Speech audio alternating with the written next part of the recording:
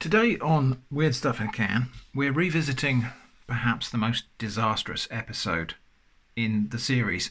Episode 46, which was Palm Nut Soup.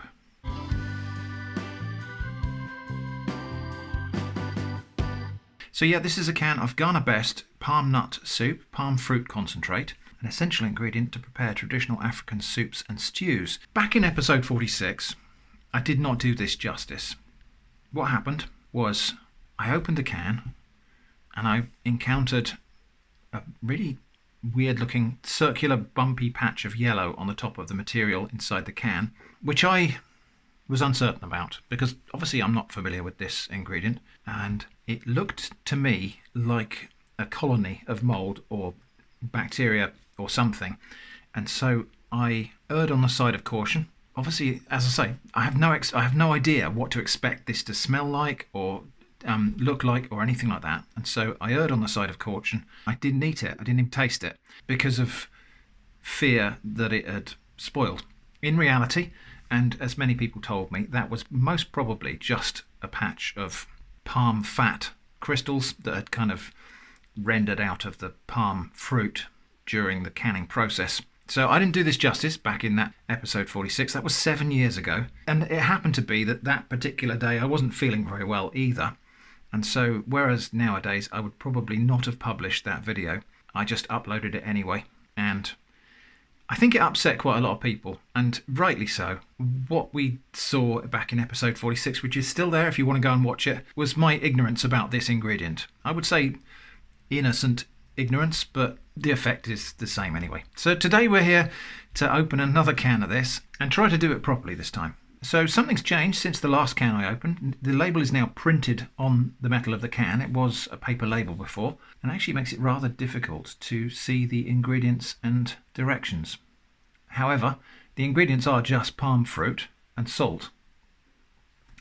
So when they say palm fruit, what they're talking about is the fruit of the oil palm. Palm oil gets a really, really bad blanket reputation online because of internet nuance failure, but the oil palm is native to Ghana and Central Africa. So palm oil and palm fruit in the context of Central Africa, it is a native ingredient with very few food miles. Obviously it has to be grown somewhere, but that's true of all human foods. So the oil palm itself, if you think about palm fruits in general, so a coconut is a palm fruit, a date is a palm fruit, and obviously this is the fruit of the oil palm. Fruits of palm trees are typically an oily seed with a hard shell surrounded by a fibrous pericarp. So in the case of coconuts, seed is the part we eat, and the pericarp is this fibrous coir coconut fibre material that's used to make a whole load of things. So in coconuts, the outer part of the thing is not edible. So in the case of dates, the outer part is juicy and sugary, and it's the part that we eat, and the seeds are typically not eaten. But in the case of the oil palm, pretty much the whole thing is used. So the outer part is this red, oily, it is fibrous, but oily, fruity sort of pericarp. The inner part is a hard, waxy seed that is processed to make palm oil that's in so many things. But the outer part is like a fruity pulp full of fibres that's processed to make the red oil that's used for cooking in a lot of African cuisine. And then the white inner part is processed for a type of fat that's quite a useful replacement for things like butter and animal fats in a lot of different recipes because it sets at room temperature. It's a kind of waxy fat with a fairly neutral taste. The outside part does have a distinctive taste. By the way, if you want to see palm oil being processed on a really small scale, my friend Babatunde has an excellent video on that on his channel. Do go off and have a look at that. It's in this card and in the video description. Anyway, I think we've probably talked enough. Let's get this open and see what meets us in this particular instance. Will I find the same thing inside this can? And obviously if I do, I'll know what it is this time. It's a pull tab can, but I'm using a can opener because I prefer to do that.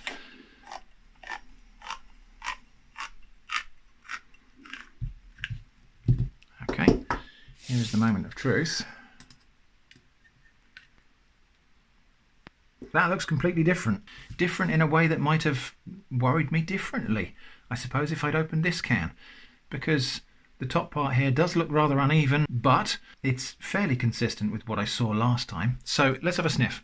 Kind of smells slightly fruity and quite savoury. Sort of, it smells a little bit like a can of tomato soup or something, I suppose. Now, obviously it's not meant to be eaten straight out of the can, but I will taste a tiny little bit. I think what I'll do is I'll just scrape off some of this top part here so that we can get to the bit underneath. So it's this paste. Now this is not soup on its own. This is a concentrate for putting into soup, for making a soup base. So not supposed to be eaten this way, but just for the sake of science, I will taste a little bit on its own there. So it's kind of buttery, a little bit nutty, like not like peanuts, like walnuts or something. So a slightly bitter nuttiness to it, and actually quite a mild flavour really in general. Anyway, we're going to try and make something that's approaching an authentic palm nut soup. Right, now before we do anything with this palm fruit concentrate, I'm just going to cover that up because we've got some preparation to do. So I've assembled a bunch of ingredients which I hope will make a reasonably authentic rendition of a Ghanaian palm nut soup. I have had to make a few adjustments because of availability of stuff here, and also because of the tenderness of my palate. I couldn't get the hot green peppers that you can get in Ghana. So I've got Scotch bonnets, which are fiery, and I've got some padron peppers, which are a relatively mild green pepper. So together I hope that those will kind of approximate the right kind of peppers. I probably will actually dial back the Scotch bonnet. I've got 3, I might only use 2, just because my tolerance for capsaicin is probably a little bit lower than the global average.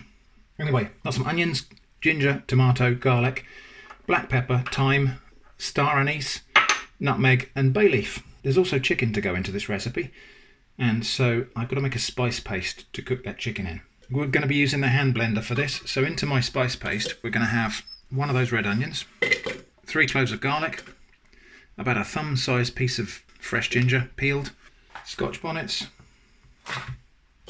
So yeah, we'll go for 3 Scotch bonnets. I'm going to leave the seeds out of these green peppers. The intent here being to give it a bit more pepper flavour without so much of the pepper heat. About 1/4 teaspoon of thyme, a good grind of black pepper, fresh nutmeg, kind of a pinch of star anise. Instead of a stock cube, I'm going to use a bouillon powder. So about a teaspoon. This is not a teaspoon size, by the way. So about a teaspoonful of this bouillon powder. Right, we're going to need a little bit of water to blend that up together. So we'll start with about 1/2 glass of water in there. And now we'll try to blend that without aerosolizing the Scotch bonnets.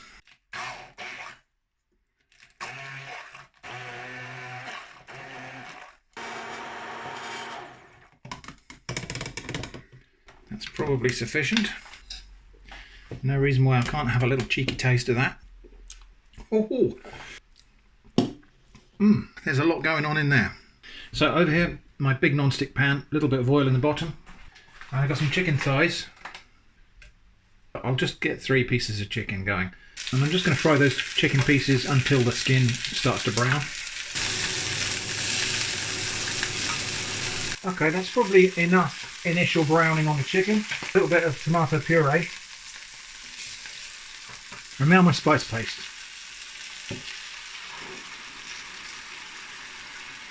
This is where I'll probably need the extractor fan so that I don't end up choking on the pepper fumes.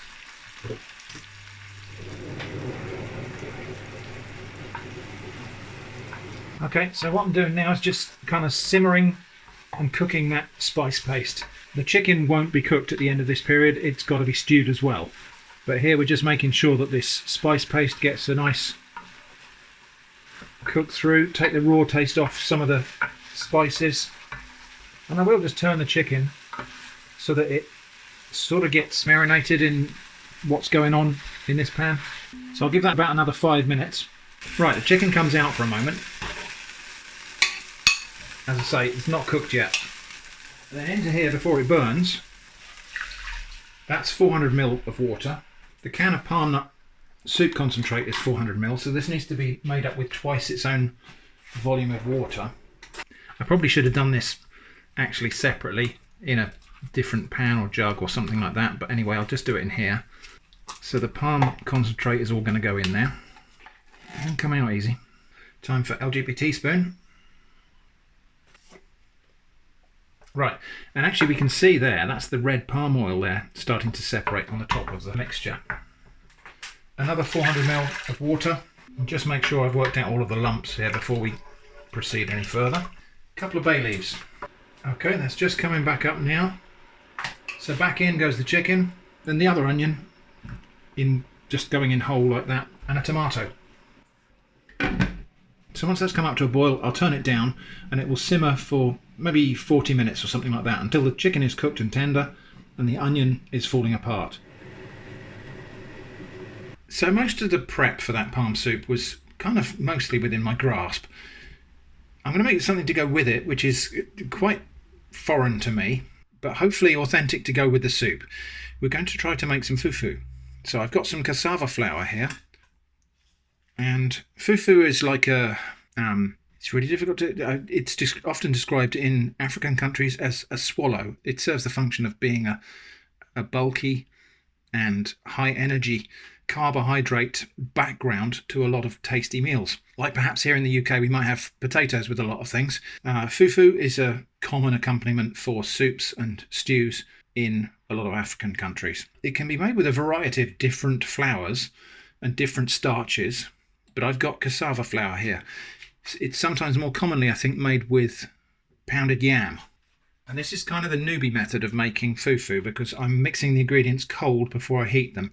I think people who are more familiar with making it use hot water, but I'm using cold just because it's slightly less likely to go wrong. So twice the volume of water to the starch, and then we move over to the cooker, because I've got to cook this until it turns into a sort of gummy paste. So yeah, here we go with that then. I'm not sure if my cassava flour is actually fine enough here. I might end up making something that's a bit more like eba than fufu, but we'll see. So as that heats up, I've got to make sure I keep it on the move. We don't want it to burn on the bottom of the pan. Okay, as it's starting to heat up, the consistency is changing and becoming more gelatinous, a bit more bouncy.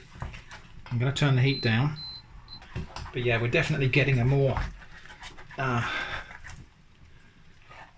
bouncy texture now. Probably could do with a bigger implement. Remember this? This is the first wooden spoon I ever carved. Okay, well we're definitely getting a cooked texture now. And I believe the thing to do now is a little splash of water just to help that release from the pan. Yeah, and get it together into a big ball.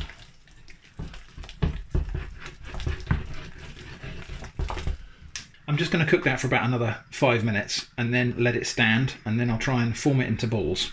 Meanwhile, this soup, that tomato is now soft, and the onion too. So I think in traditional Ghanaian cooking there's a mortar and pestle type of implement that's used for mashing this up. I'm going to use a hand blender just because that's what I've got to hand. Alright, and then that puree of onion tomato goes back in there. Right, I don't think we're actually far off done now, but I'm just going to flip those bits of chicken over so they get even cooking. But we'll give it the full 40 minutes. Okay, that's done. And so yeah, the palm oil has split out. That's to be expected. That is normal, I understand it. So there's my chicken, lovely and tender. And some of this soup. Okay, so there we go. Hopefully somewhat approaching something like authentic palm nut soup. Gonna get this back to the studio now and we'll give it a proper taste. Okay then, here we go. So I'm not very confident that I've made anything really quite like fufu here. I think that should have been cooked for longer, but it seemed to be burning on the bottom of the pan, so I've stopped where I was. I think before anything else, I'm just going to taste a little bit of the soup, just to get a feel for the whole aroma. So anyway, that's what it looks like, and it's got this intense yellowness to it, a lot like, well, almost like it had turmeric in it, but it doesn't. Okay, time for a taste. it's really good. Now, obviously there's a lot of flavour going on in here, but being familiar with all of the things that went in here apart from palm fruit, so I know what ginger tastes like, I know what hot peppers taste like, I know what chicken tastes like. So subtracting all of those other flavours from the overall taste, I can kind of get a feel for what the palm fruit is doing in here. And it's like a savoury fruitiness. So, like pineapple is a sweet aromatic fruit, tomato is a savoury fruit, and palm fruits are in that savoury fruitiness corner, as it were. Anyway, now I understand the proper way to do this is not spoon and fork or whatever. Moisten fingers to stop this stuff sticking to me in a great big chunk, which may or may not succeed. And then some of the swallow with some of the soup.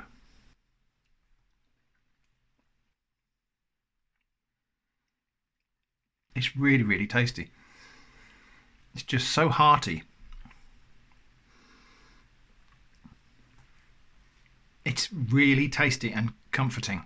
So this stuff, which is cassava flour made into a gooey paste, doesn't really have any flavour. It isn't intended to. It is a foil for the soup.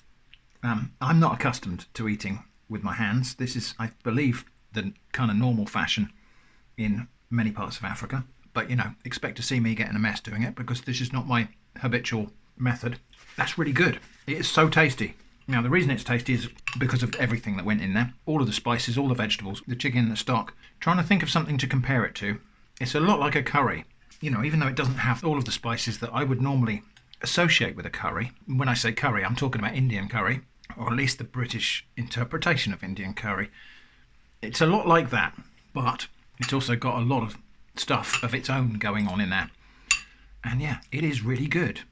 I can well imagine why this would be popular. Why people might have got offended because I dismissed it so readily last time. If you'll pardon me now, I'm going to stop using my fingers because I don't have the skill. But palm nut soup. I realise I still probably haven't properly described it. It's good for all of the reasons that a good curry is good. It has got that kind of nuttiness and body that you would get from maybe something like lentils. So yeah, why did I wait 7 years to try that again? There we go. That's been palm nut soup. I hope that's been interesting, and I hope you feel that perhaps I've in some way done it justice this time. That's Weird Stuff in a Can on Atomic Shrimp. Thanks for watching, and I hope to see you again soon.